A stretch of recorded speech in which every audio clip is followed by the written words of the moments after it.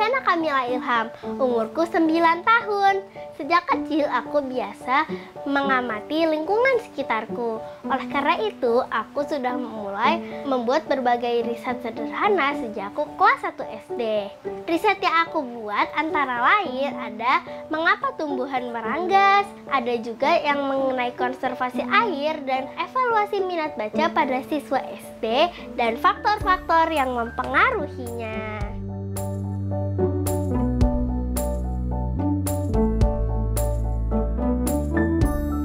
Sejak kecil aku senang mengamati karena ayah dan bunda sering membacakan buku serta mengajakku jalan pagi atau sore keliling komplek. Aku menemukan banyak hal seru seperti sarang burung jatuh, buah markisa liar, sarang laba-laba besar, hingga kunang-kunang yang berkelip saat senja. Setiap menemukan sesuatu yang unik, aku selalu bertanya pada ayah dan bunda. Dan dari jawaban mereka, rasa ingin tahuku semakin tumbuh. Tinggalnya maksudnya tempat tumbuhnya apa? Aku pun mulai menjadikan pengamatan itu sebagai penelitian kecil.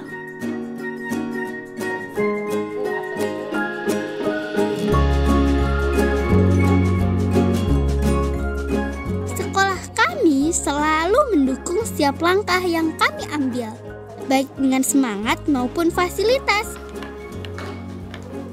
Pelajaran riset mingguan di sekolah sangat membantu kami melatih keterampilan meneliti secara terstruktur. Sekaligus membiasakan diri mempresentasikan hasil riset tahunan di depan warga sekolah. Semua itu menjadi bekal berharga saat mengikuti lomba ICIA.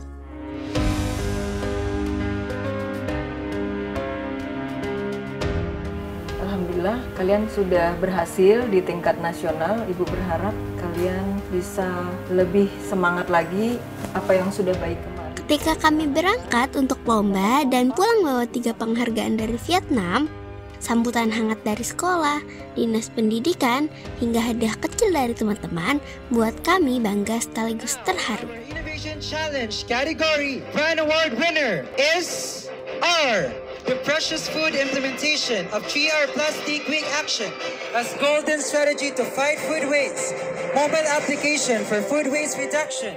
Dari pengalaman ini, kami ingin mengajak seluruh warga sekolah lebih peduli pada isu lingkungan, khususnya sampah makanan. Dan aku bersyukur sekolahku bisa menjadi tempat tumbuhnya kepedulian dan kebaikan, bukan hanya tempat untuk menuntut ilmu.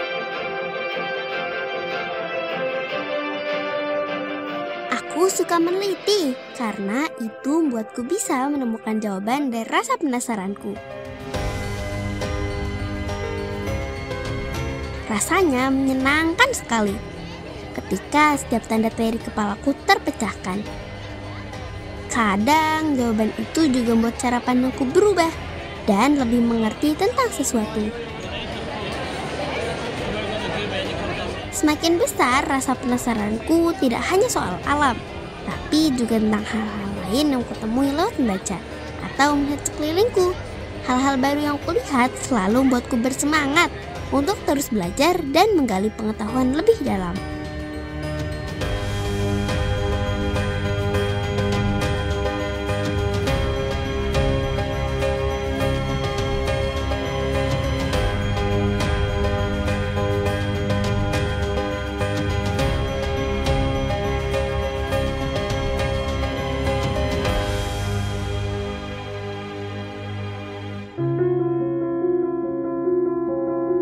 Hari ini kita akan mulai mempelajari kembali riset kita. Pekan lalu kita sudah belajar mencari informasi dari sumber yang terpercaya. Dari mana kita bisa mendapatkan sumber informasi yang berhubungan dengan riset kita? Ya, narasumber. Oke. Pelajaran riset yang diberikan setiap minggu di sekolah benar-benar membekali kami dengan keterampilan yang penting.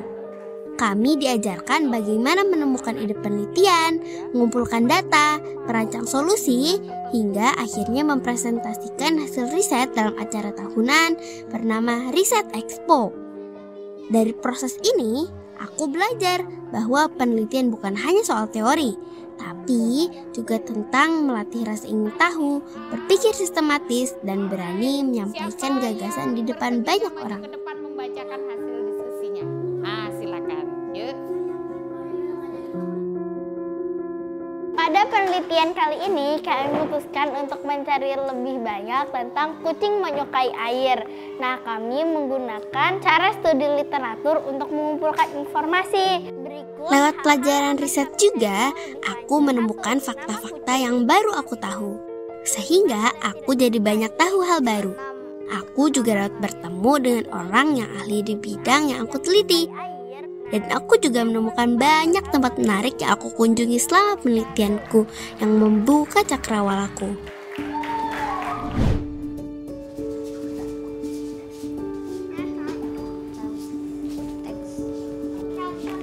Ya, kenapa? Baru sadar, itu kamu masih nyimpen itu? Iya dong. Itu emang apa?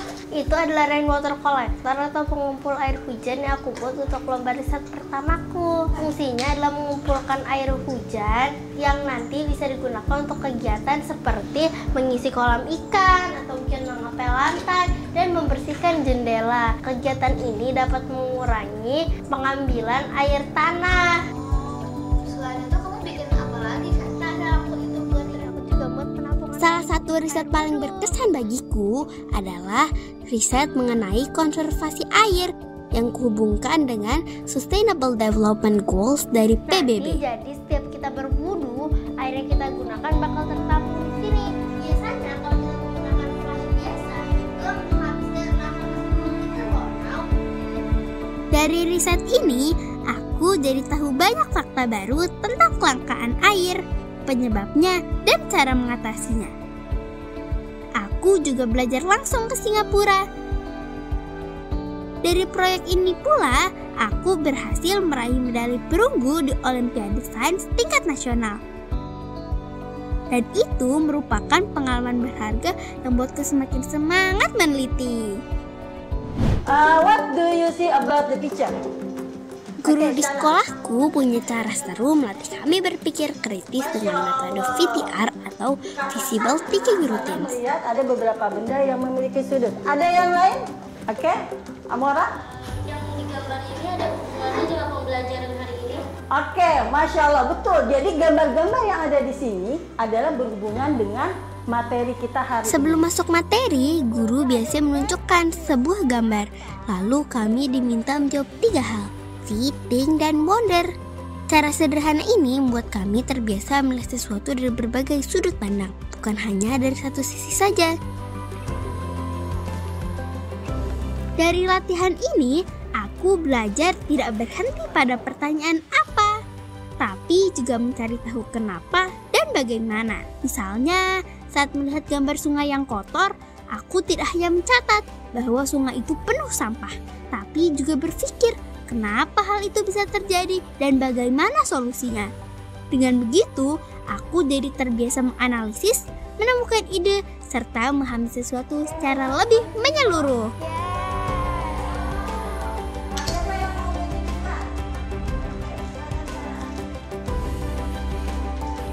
Hari ini Shana akan mempresentasikan mind mapping Shana yang berjudul jenis-jenis sudut. Sudut yang pertama adalah sudut lurus. Sudut lurus adalah sudut yang... Inilah yang membuat kemampuan berpikir kritis kami semakin terasah setiap hari.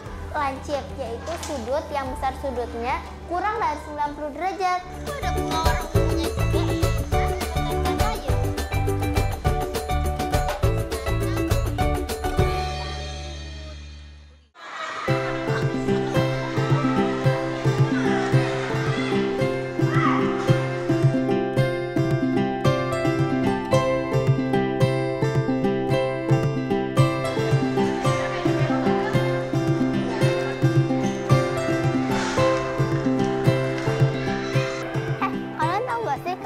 Ibuku tuh bilang ada lomba tahu. Lomba apa tuh? Lombanya tentang sampah makanan. Jadi bagaimana caranya kita mengatasi sampah makanan yang banyak itu. Tapi kita kira-kira ngapain ya nanti? Di sekolah kan banyak sampah. Ya sih di sekolah kalau iya. Yang sampah makanan, aku pernah lihat banyak tuh di tong sampah. Isinya makanan semuanya kan sih? Iya. Salah satu masalah yang sering kami lihat di sekolah adalah sampah makanan. Banyak teman yang tidak menghabiskan makanannya, entah karena sudah kenyang, tidak suka menunya, atau ingin buru-buru bermain. Akibatnya, makanan yang masih layak justru terbuang sia-sia. Padahal, di luar sana masih banyak orang yang kesulitan mendapatkan makanan. Dari situ, kami mulai berpikir, kenapa kebiasaan ini bisa terjadi dan apa yang bisa dilakukan supaya makanan tidak terbuang begitu saja. Menurut kalian gimana cara kita risetnya ya? Bisa dimulai dengan mungkin ngasih kuesioner ke anak-anak, kan nanti biar kita bisa tahu banyak nggak sampah di sekolah ini. Pengalaman itu membuatku terbiasa melihat masalah di sekitarku bukan hanya sebagai gangguan, tapi juga sebagai peluang untuk mencari solusi. Dan aku menjadi lebih bersemangat melakukan penelitian kecil, mencoba ide baru, serta mencari cara sederhana agar sampah makanan bisa berkurang. Assalamualaikum warahmatullahi wabarakatuh. Apa kabar Alhamdulillah. Lalu kita sudah belajar tentang tumbuhan, ya kan? Nah, siapa yang masih ingat apa saja bagian-bagian tumbuhan? Ada Akar, batang. Ekskul sains di sekolahku diadakan setiap 2 minggu sekali, bergantian dengan ekskul olimpiade matematika. Ranting, ya, cabang-cabang dari. Kegiatannya seru karena kami bisa memperdalam materi sains sekaligus mencoba berbagai percobaan. Bedanya dengan pelajaran di kelas, materi ekskul ini lebih advance dan menantang. Cocok untuk siswa yang punya minat dan passion di bidang sains maupun matematika. Ada bunga warna ungunya juga. Dapat tanaman lain. Ekskul ini juga sangat menyenangkan karena kami diajak langsung ke lapangan untuk meneliti. Dan kali ini kami harus bisa menemukan macam-macam tanaman dan membuat klasifikasi. Selain menambah pengetahuan, ekskul sains juga sangat bermanfaat saat aku mengikuti kompetisi, terutama lomba berbasis riset. Jadi, aku sudah terbiasa melakukan eksperimen kecil untuk membuktikan hipotesis, persis seperti yang dilakukan di ekskul. Aku pribadi sangat menikmatinya karena bisa belajar hal-hal baru yang belum tentu sempat dibahas di kelas, sehingga wawasanku pun semakin luas.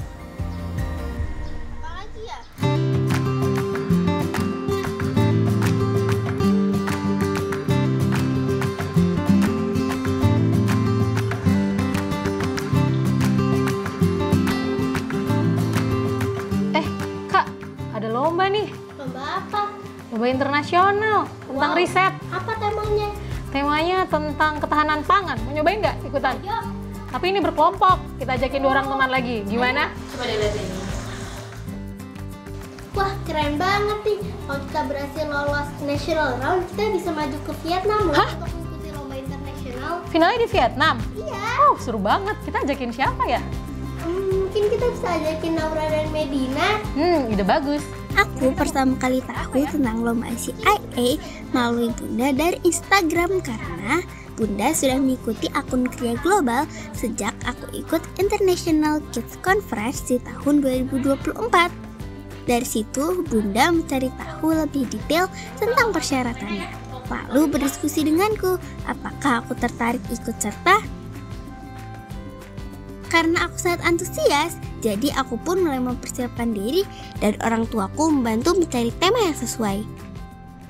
Teman-teman, kan kita berencana nih mau ikut kompetisi ICIA. Tahun ini ternyata temanya adalah Food Sustainable Solution. Maksudnya apa project yang bisa kita lakukan untuk memastikan pangan itu bisa dinikmati oleh semua orang di dunia ini. Jadi nggak ada orang yang timpang gitu, yang tidak merasakan pangan dengan cukup, dan di sisi lain ada yang buang-buang makanan. Nah, menurut kalian nih teman-teman, permasalahan pangan apa sih yang bisa kita angkat dari Indonesia?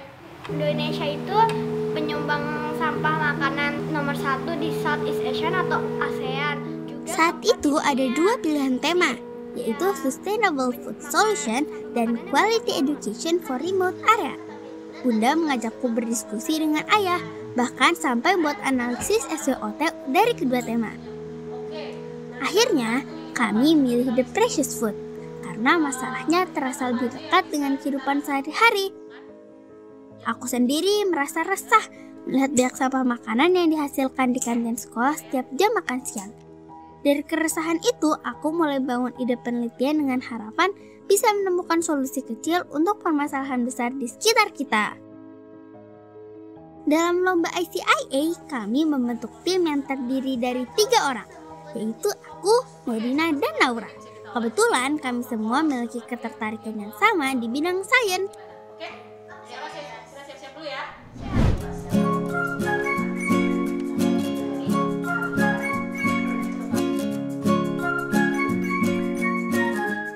Untuk mendukung penelitian tentang sampah makanan, aku bersama Medina dan Naura buat kuesioner tentang tingkat kesadaran siswa terhadap pentingnya mengurangi sampah makanan.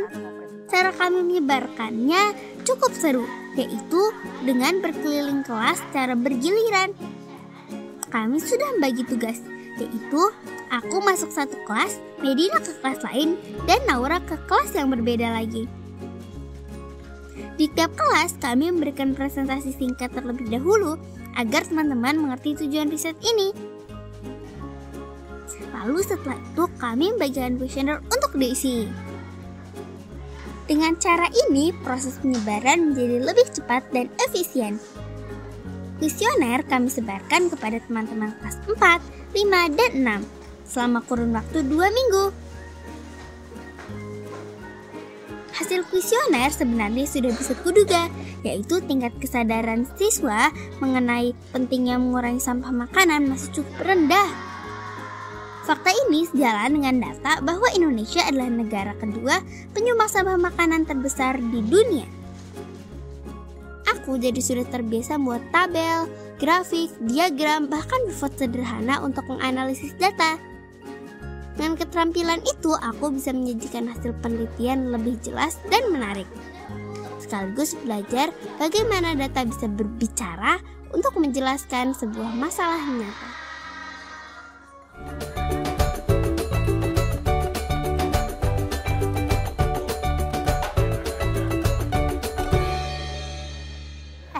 Ini kan food bank pertama kita udah jadi nih.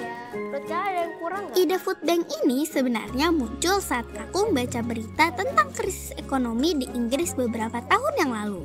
Banyak orang kehilangan pekerjaan dan akhirnya bergantung pada food bank untuk memenuhi kebutuhan makan sehari-hari. Di sana food bank memang dibiayai oleh pemerintah. Aku ingat sekali, pernah Bunda membeli 1 dus mie instan untuk acara arisan keluarga. Beberapa bulan kemudian, kami sadar isinya masih banyak. Tapi sayangnya sudah hampir kadaluarsa. Kami panik sekali, karena tidak mungkin menghabiskan puluhan bungkus mie instan hanya dalam seminggu. Dan akhirnya, semua mie itu terpaksa dibuang. Dari pengalaman itulah muncul ide untuk membuat food bank. Food bank yang kami buat masih berupa prototipe, jadi ukurannya kecil dan sederhana. Bahannya dari kardus bekas belanja grocery yang kemudian ditempeli stiker berisi petunjuk penggunaan di setiap sisinya.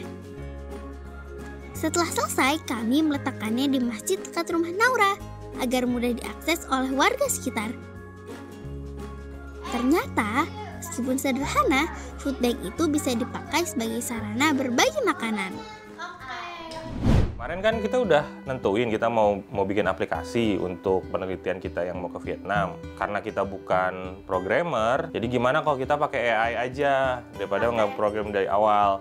Menggunakan AI, baiknya kita harus belajar prompt dulu. Kita coba bikin promptnya, gitu ya. Prompt itu pancingan biar AI-nya bisa kerja sesuai dengan apa yang kita mau. Oke, coba kita ketikkan. Ide aplikasi ini berawal dari keresahan sederhana. Sering ada makanan berlebih, tapi bingung mau kasih ke siapa. Kadang ada pemulung lewat, tapi kadang tidak. Dari situlah lahir ide membuat aplikasi yang bisa menghubungkan orang yang punya makanan dengan yang membutuhkan. Kita kan nggak pakai map ya, belum ada pakai map ini. Lewat aplikasi ini, makanan bisa ditaruh di food bank terdekat dan orang membutuhkan bisa tahu di mana makanan tersedia. Prosesnya tidak mudah.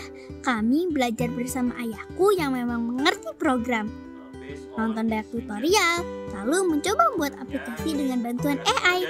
Jadi aplikasinya sudah bisa kita buat, kita sudah pakai untuk penelitian. Tantangan terbesarnya justru bukan teknis, melainkan merancang konsep, siapa pengguna, fitur apa saja, dan seperti apa tampilannya. Pakai nih di HP.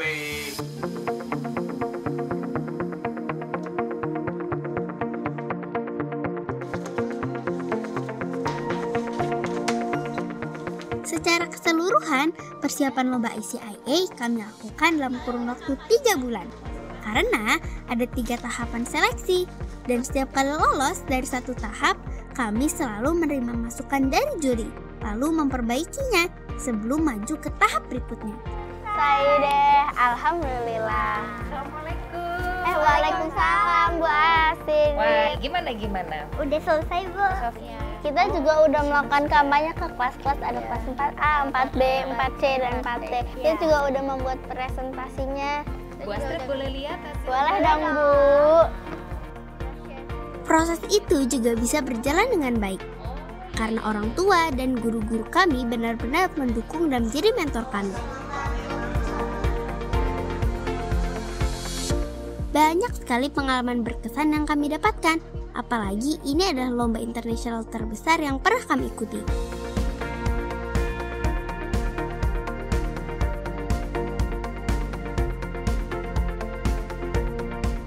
Saat seleksi nasional, kami mendapat banyak teman baru sekaligus terinspirasi dari berbagai proyek keren lainnya. Dari situ kami belajar banyak hal baru.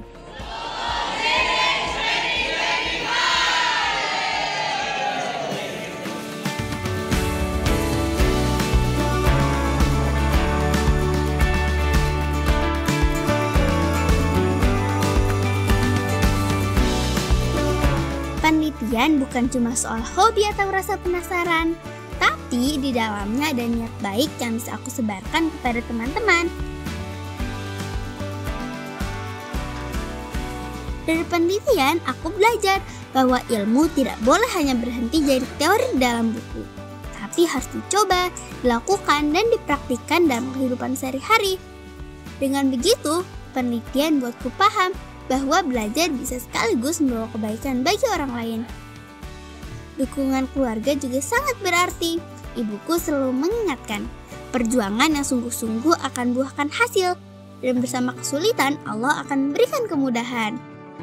Kalimat itu menjadi penguatku hingga akhirnya mampu menyelesaikan penelitian demi penelitian apapun dengan baik. Dan semoga hasil penelitianku bisa bermanfaat untuk semua orang.